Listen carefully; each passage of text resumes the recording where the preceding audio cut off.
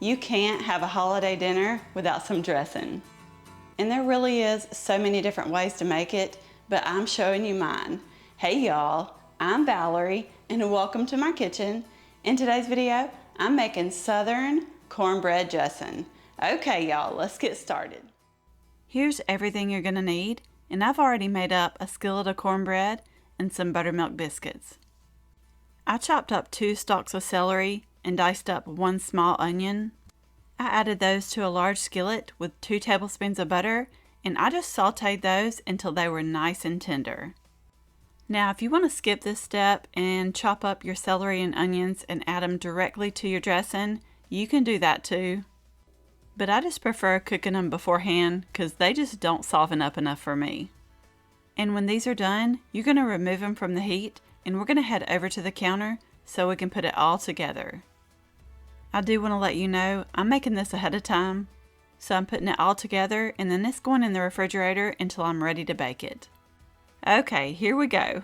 You're going to need a really big bowl. First, you're going to add in 6 cups of cornbread crumbs, and I just broke that up with my hands, and then 4 cups of biscuit crumbs. Cook up some of those frozen Mary B's biscuits and they'll be perfect in this. I added the sautéed celery and onions and then salt and pepper to taste. I also added 1.5 tablespoons of ground sage. Now this is optional, but I mashed up 6 boiled eggs and then added those in too. My grandma always added in boiled eggs, so I do too. I'm going to mix this up just a little bit before I add the rest. Now do as I say and not as I do. Now I want you to go ahead and add in 1 stick of melted butter.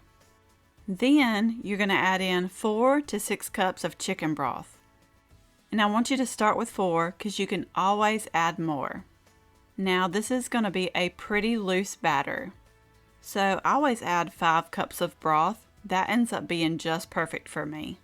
And that was the 1 stick of melted butter that I just added in there. That was what I was supposed to add in before the broth. Anyways, it didn't hurt a thing. Now mix it all together until it's well combined. And if you need to add a tiny bit more broth in, go ahead and do that now. Now you can go ahead and taste it here if you want and add any more seasonings you think it needs. And after you get that taste just right, go ahead and add in 3 beaten eggs. Mix it and now it's ready to go. I'm making this in a 9x13 casserole dish. Make sure you spray it with nonstick spray. And then you can go ahead and pour in that dressing. And maybe you can get an idea here of the consistency that it needs to be. It's pretty loose. And it don't have to be perfect. I'm just kind of spreading it out into an even layer. Now I'm going to cover this with saran wrap and let it sit in the refrigerator overnight. And that is one less thing I have to do the day of my holiday dinner. And here we are the very next day. I'm going to take that plastic wrap off. And I like to give it a really good stir here. If you feel like you need to add a little more broth here, you can. But just spread that top out even. I like my top a little on the rustic side. Now this is going into the oven to bake at 375 for 40 to 50 minutes. You'll know it's done when it's set and it doesn't jiggle in the center. That top will be nice and golden brown and a knife inserted in the center comes out clean. This is absolutely delicious. I make it every single Thanksgiving.